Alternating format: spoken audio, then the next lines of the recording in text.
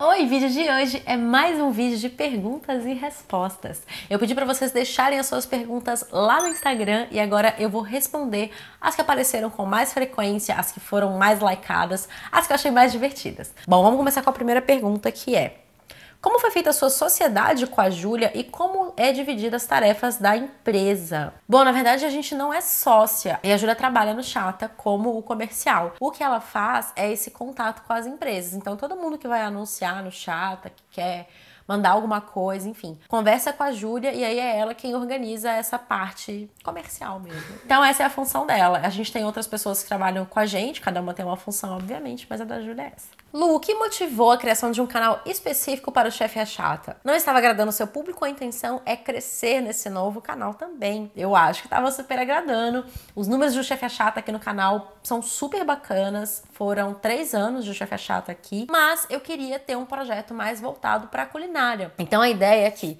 depois que o canal já tiver alguns inscritos, né, um volume expressivo de inscritos e tal, é fazer dele o tipo cantinho culinário, falando de uma maneira bem brega, na verdade. Sabe assim, a gente pensa em outros formatos de vídeo, às vezes em vídeos mais vezes por semana, não sei. Que? Espaço gourmet. O espaço gourmet. Maravilhoso. Ai, cara, então é isso, assim, a gente tem vontade de aumentar mesmo o conteúdo de culinária, de gastronomia, e aí a gente resolveu criar um canal só pra isso, até porque ele ficava um pouco isolado aqui, né, nos outros assuntos. E tinha muita gente que chegou até aqui só por conta de um Chefe é Chato e agora ganhou um cantinho especial só pra vocês. Lu, você planeja coisas para o futuro ou gosta de focar mais no presente? Como você se imagina aos 40 anos? Então, eu não planejo muita coisa. Depois que eu tive filho, eu meio que comecei a planejar um pouco mais, eu acho, assim, porque eu quero construir alguma coisa pra ela. Mas nunca pensei muito, nunca planejei demais. Sempre tive objetivos, mas nada assim, sabe? Em 5 anos, em 10 anos, enfim. Nunca consegui ser essa pessoa. Como eu me imagino aos 40 anos, eu não me imagino muito diferente do que eu tô hoje, não. Meio que fazendo mais ou menos a mesma coisa, porém de maneira diferente. Tem aí alguns planos pra isso. Mas não tá tão longe assim também, né, gente?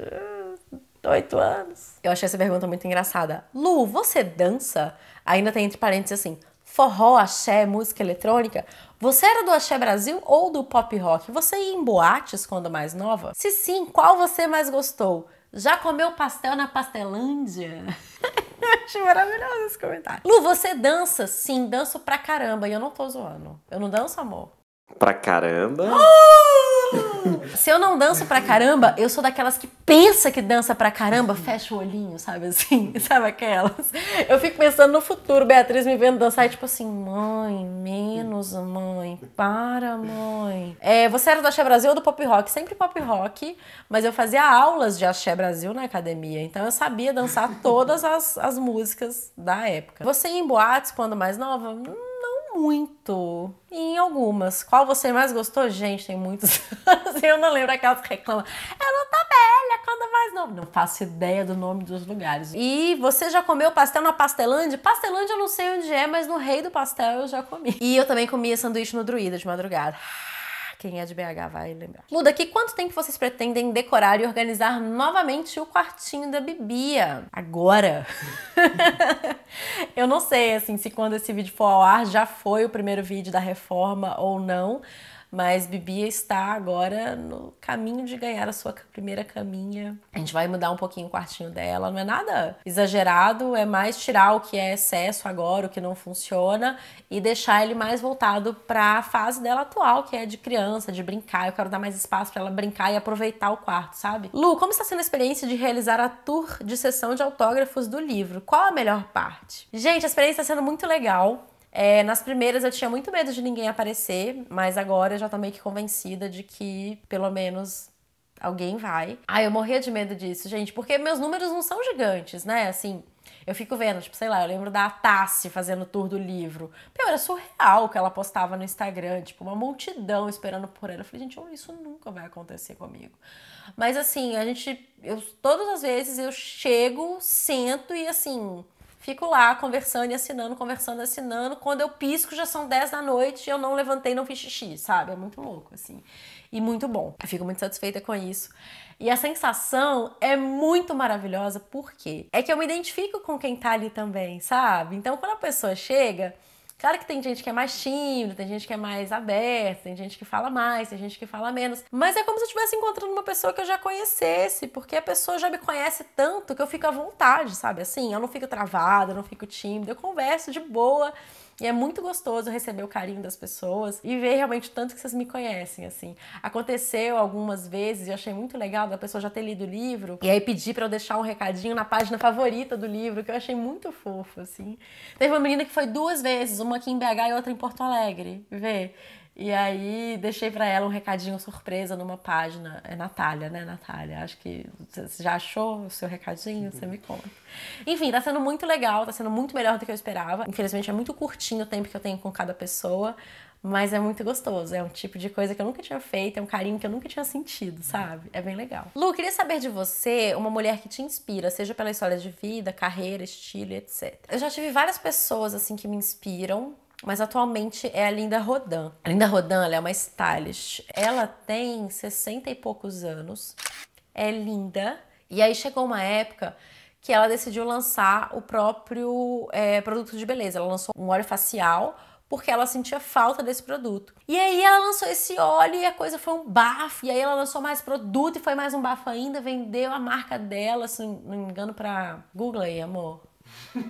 Pra qual conglomerado? Um desses conglomerados de beleza. E tudo isso, ela já tinha mais de 60 anos, sabe? Ela construiu toda uma carreira nova, muito sensacional e muito significativa depois dos 60 anos. E ela é linda, estilosérrima, tem um cabelão branco que ela mantém de boa, nunca casou, mora sozinha com o cachorro dela, tem um apartamento muito louco, cheio dos penduricalhos, enfim, ela é uma pessoa muito maravilhosa, admiro demais, assim, é bem exemplo pra mim. Lu, os sonhos que você tinha quando mais nova é a vida que você tem hoje? Não, porque quando eu era mais nova não existia isso que existe hoje, né, gente? Pra começar, que não existia essa história de ser blogueira, não existia essa história de ganhar dinheiro com a internet. Então, quando eu comecei a pensar em carreira, eu sonhava em ser designer, né, ou arquiteta. Eu prestei vestibular para as duas faculdades. Mas então eu trabalharia com comunicação, eu faria logos, eu faria livros, eu pretendia ser uma bam da comunicação, eu acho. Quando eu fiz faculdade, quando eu escolhi a minha carreira. Mas aí apareceu essa história e acabou virando o que é hoje. E aí, pensando no âmbito pessoal, quando eu era mais nova eu falava que eu nunca ia casar. Então, veja bem a ironia do destino. Eu falava que eu nunca ia casar, que eu ia morar sozinha, que eu ia viajar o mundo. E de uma forma ou de outra, isso tudo meio que aconteceu. Assim, eu casei muito cedo, mas eu separei. Durante um curto período da minha vida, eu morei sozinha. Eu já viajei muito. Eu não sonhava em ter uma família tradicional, assim. Eu sonhava em ser independente. Acho que sempre foi o meu maior sonho e, de certa forma, eu realizei, né? Lu, recentemente a Michelle Phan postou um vídeo sobre os motivos que a levaram a abandonar seu canal e redes sociais. Acho interessante ouvir seu ponto de vista sobre como ser uma figura pública interfere no seu dia a dia. Quando os vídeos de make começaram no YouTube, tinha um caráter muito pessoal e pouco mercadológico. Houve uma grande mudança e hoje essa é uma plataforma de monetização. Como você vê essa mudança na sua vida? Eu não assisti esse vídeo da Michelle, mas eu vi até o thumbnail dele, mas eu achei triste, daí eu não quis clicar. É uma menininha triste, assim, eu acho que no avião. Mas então, como que isso interfere na minha vida? Bom, isso interfere o tempo inteiro na minha vida, na verdade. E é uma coisa que é curiosa, porque quando eu comecei, não era assim. Mesmo quando eu comecei a ganhar dinheiro com o blog, não era esse fenômeno, não era tão grande. Tipo, eu saía de casa e ninguém sabia quem eu era, e tudo bem. Chegou um momento em que as pessoas passaram a me reconhecer na rua, a me ver.